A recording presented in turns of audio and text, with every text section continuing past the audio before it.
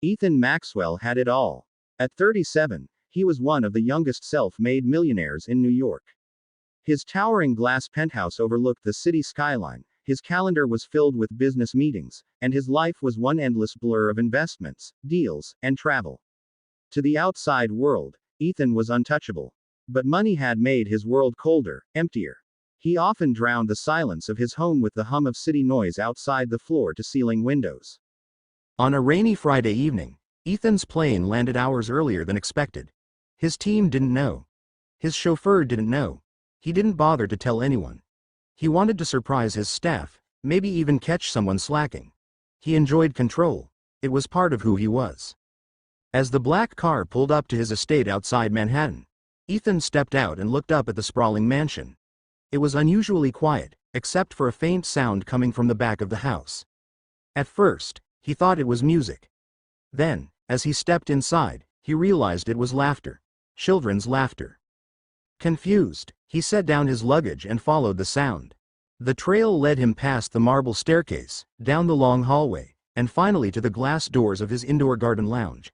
A space he rarely entered. The sight that met him stopped him cold. There, on the polished floor, was his janitor, Daniel Ruiz, a man Ethan barely noticed despite seeing him for years. Daniel was on his knees, holding the hands of a little girl in a wheelchair. She had delicate features, dark curls framing her face, and bright eyes that seemed to carry the weight of the world and yet shone with joy. "Come on, sweetheart," Daniel whispered with encouragement, his voice trembling but full of love. "One more try. Just one."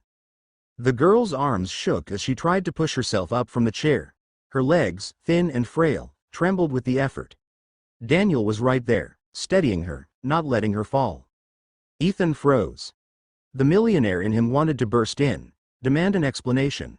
Why his janitor was here with a child in his private lounge, why this was happening in his house. But something in that moment pinned him where he stood. The girl giggled, her eyes sparkling as she leaned against her father's chest. "Daddy, I did it. I stood for a second, didn't I?" Daniel's voice cracked. "Yes, baby. You did. You're stronger than anyone I know." The girl squealed in delight, throwing her little arms around his neck. Ethan felt a strange ache stir inside his chest. He had expected betrayal, maybe theft, maybe laziness. Instead, he had stumbled upon something he had long forgotten existed. Pure, unfiltered love. He stayed hidden in the shadows, watching as Daniel wiped sweat from his brow. The janitor's clothes were worn, his shoes scuffed, his hands rough from years of labor. Yet, his face glowed with a warmth Ethan had never seen in the mirror. "Do you think," the girl asked softly, her voice almost a whisper, "one day I'll be able to walk into school like the other kids?" Daniel kissed her forehead, holding her as if she were made of glass. "One day, Mia. And even if you don't, you'll always be the bravest girl in the world. Don't ever forget that." The girl, Mia, smiled, resting her head on his chest. Daniel began humming softly, a tune Ethan vaguely recognized. A lullaby. It filled the empty house with something Ethan's millions had never been able to buy: comfort. Ethan felt his throat tighten. He hadn't realized tears had welled in his eyes until he blinked them away. For years, he had lived in a fortress of steel and glass, surrounded by people who cared only about his money. And here, in the simplest act of a janitor helping his disabled daughter take her first shaky stand, Ethan saw more wealth than he had ever owned. Unable to stay hidden any longer, Ethan stepped into the room. The sound of his shoes on the marble made Daniel snap his head up. His eyes widened in horror. "Mr. Maxwell, I can explain," Daniel stammered, scrambling to his feet while keeping one hand protectively on Mia's shoulder. Ethan raised a hand to stop him. "Don't." His voice was softer than he intended. Daniel swallowed hard. "I didn't mean to intrude, sir.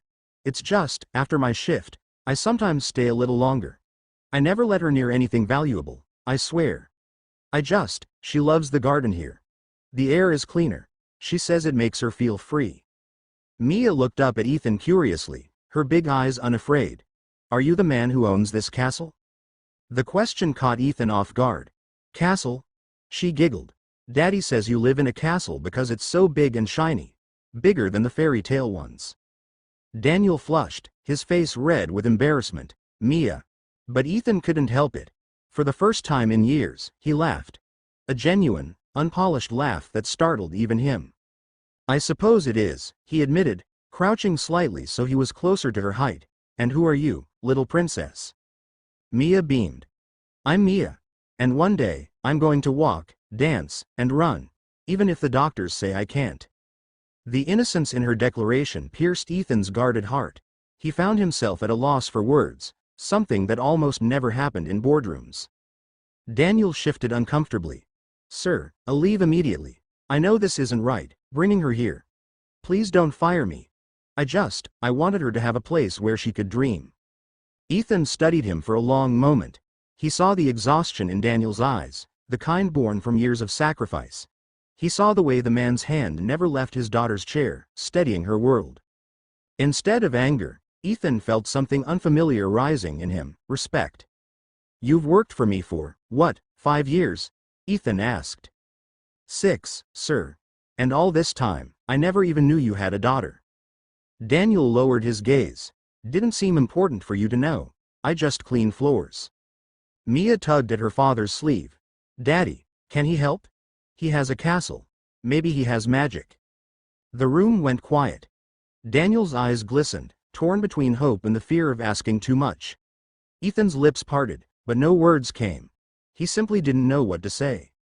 Later that night, after they had left, Ethan sat alone in the same lounge. The house felt different now. Warmer. Alive. He thought of Mia's laughter, of the way Daniel whispered encouragement into her ear. He thought of his own father, long gone, who had once told him that true wealth was measured not by numbers in a bank account but by the love you gave and received. Ethan had buried that memory under years of deals and contracts. But tonight, it resurfaced like a wound reopening. The next morning, Daniel arrived at work expecting the worst. He had barely slept, convinced he would be fired. He was ready to beg, ready to take any punishment as long as he could keep providing for Mia. But when he entered the mansion, Ethan was waiting for him in the lounge, 2 cups of coffee on the table. Sit, Ethan said simply. Daniel hesitated but obeyed. His hands shook as he wrapped them around the cup. Ethan leaned forward. You've been working here 6 years. Not once late, not once careless, and last night, I saw a man who deserves far more than this job can give him. Daniel's throat tightened. Sir, I'm grateful for the job. It pays the bills. It keeps food on the table. I don't need more. Ethan shook his head. But your daughter does. Daniel's eyes widened. What do you mean? Ethan took a deep breath. I've seen determination before. In boardrooms, in negotiations. But never like hers. She believes she can walk again. And I think she can. She just needs a chance. The best doctors. The best therapy. And you shouldn't have to kill yourself working night shifts just to scrape by. Daniel blinked rapidly, unable to process the words. I can't accept charity. It's not charity, Ethan said firmly. It's an investment. Not in money. In something I lost a long time ago, hope. Let me help. Not because you work for me, but because last night reminded me what matters. Daniel lowered his head, silent tears slipping down his cheeks. I don't know what to say. Mia's voice echoed in Ethan's mind. Maybe he has magic.